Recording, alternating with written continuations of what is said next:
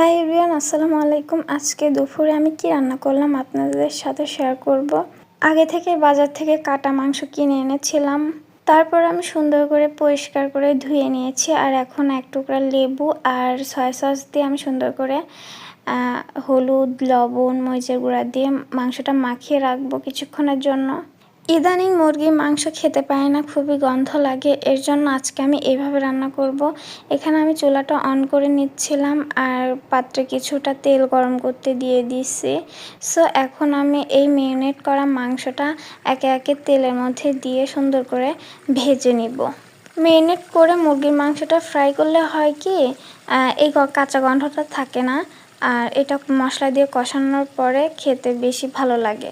আর মুরগির মাংস যেহেতু নরম একটা মাংস, রান্না করার পরে আমার কাছে কেমন যেন লাগে, জানি না কার কাছে কেমন লাগে। আমার কাছে কেমন যেন একটা নরম, একটা কাঁচা কাঁচা গন্ধ বলে, যতই ভালো করে রান্না করি না কেন। কিন্তু এইভাবে ভেজে রান্না করলে হয় কি, একটু শক্ত শক্ত লাগে, খেতেও ভালো লাগে, এই কাঁচা গন্ধটা আর থাকে না। এই জন্য আজকে ভেবেছিলাম যে মাংসটা ফ্রাই করে রান্না করব।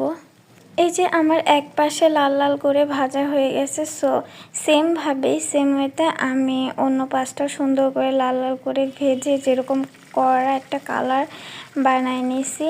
সো এগুলো এখন আমি একটা শুকনো পাত্রে উঠায় নিব, সুন্দর করে উঠায় রাখবো। দেখেন কত সুন্দর একটা কালার আসছে, লাল লাল ব্রাউন কালার চলে আসছে, দেখতেই তো লোভনীয় লাগতেছে। সো এরপরে আমি বাকি মাংসগুলো সুন্দর করে সেম ওয়েতে ফ্রাই করে নিব লাল লাল করে। সো এখন এইগুলো উঠাই কিছুটা পেঁয়াজ আর রসুন আমি ব্রাউন কালার করে নিব, দিয়ে এর মধ্যে একে একে সবগুলা মশলা দিয়ে দেব। মরিচের গুঁড়া, হলুদের গুঁড়া, গুঁড়া মশলা, আমি বাটা মশলা দিয়ে রান্না করি না খাবার, যেহেতু একা থাকি ওইগুলার ঝামেলা করি না। এর জন্য আমি সব কিছু কেটে কুটে দেই আর বাসা থেকে মশলা করে নিয়ে আসছি, ওইগুলাই দিয়ে রান্না করি। হলুদের গুঁড়া দিলাম, মরিচের গুঁড়া, ধনিয়া গুঁড়া, আর বাসা থেকে একটা মশলা মিক্সড মশলা করে আনছি, ওর মধ্যে সব রকমের মশলাই আছে।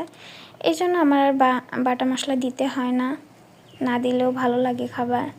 দেন সব কিছু দেওয়া শেষে দেখলাম আমার মরিচের গুঁড়া একটু কম হয়েছে, এর জন্য আর আমি একটু ঝাল একটু বেশি খাই, এর জন্য আবার একটু মরিচের গুঁড়া দিলাম। তারপরে ঢাকনা দিয়ে কিছুক্ষণ কষায় নিলাম, নিয়ে এখন ফ্রাই করা মাংসগুলো দিয়ে দিচ্ছি। সো দেখেন এই মশলার কালার কত সুন্দর আসছে। সো এখানে আমি কিছুক্ষণ মশলার সাথে মাংসগুলো